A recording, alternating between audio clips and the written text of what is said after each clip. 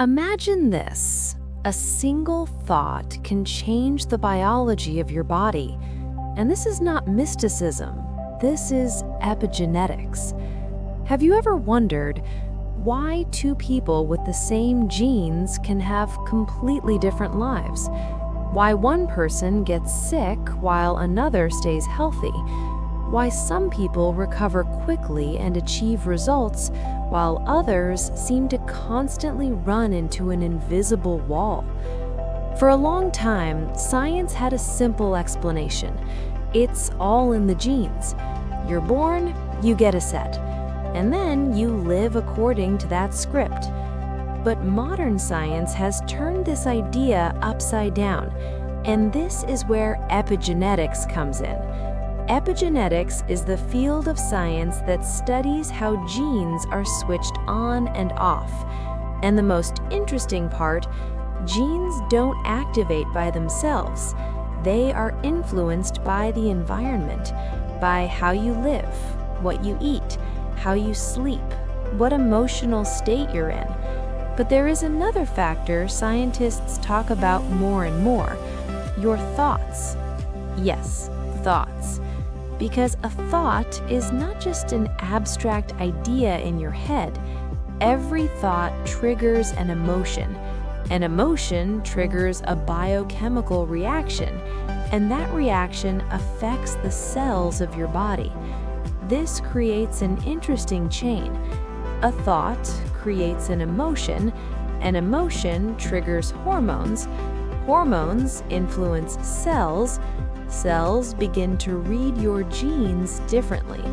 And here, two fields intersect in a fascinating way: epigenetics and quantum reality. Quantum physics says something very important. The observer influences the observed. In other words, whatever you focus your attention on begins to change the system. Translated into everyday life, this means something remarkable. A person can live for years with the same thoughts. For example, I won't succeed. I'm always unlucky. Life is hard. There's never enough money. And if these thoughts repeat every day, the brain begins to perceive them as reality. It creates corresponding emotions: stress, anxiety, tension. And here is the most important part. For your body, there is no difference between real stress and imagined stress. The body reacts the same way. Cortisol is released. Survival programs activate. And if this happens constantly, the body begins to live in survival mode. And in survival mode, the organism is not thinking about growth. It's thinking about one thing: survival.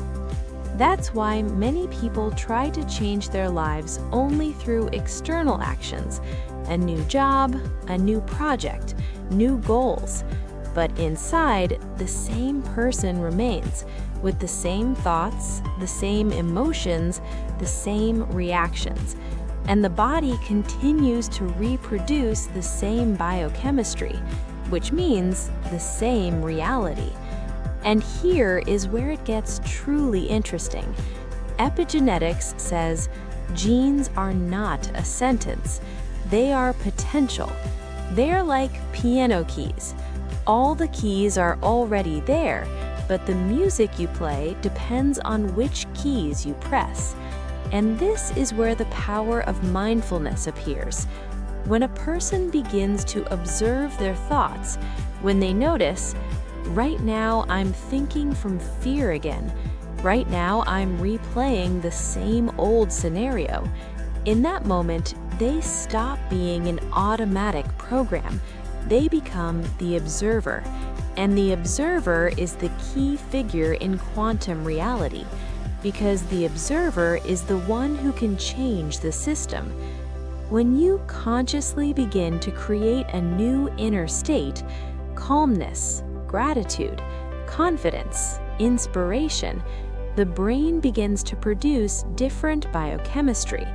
Hormones change, signals to the cells change, and gradually, the way your cells read your genes changes. In other words, you begin to create a new internal environment. And epigenetics says very clearly, a cell responds to your environment, not to your plans. If the environment is stress, it activates survival programs. If the environment is growth, it activates healing and development programs. That's why working with consciousness is not just positive thinking, it's much deeper. It's the ability to create a new internal state. And when that state becomes stable, the body gradually reorganizes itself around it.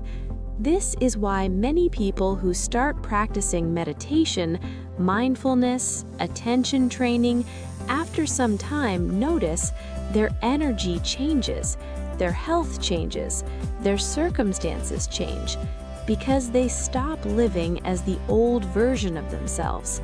They become a different observer, and a new observer creates a new reality. And perhaps the most important idea here is this: your future is not rigidly written in your genes. Genes are only possibilities. Which of them activate depends on the environment, on your lifestyle, on your emotions, and on who you choose to be every day. So the question is not which genes you inherited. The real question is which genes you activate with your life. And perhaps the most powerful tool of change is attention, because wherever your attention goes, your reality begins to form, and therefore your body and your life.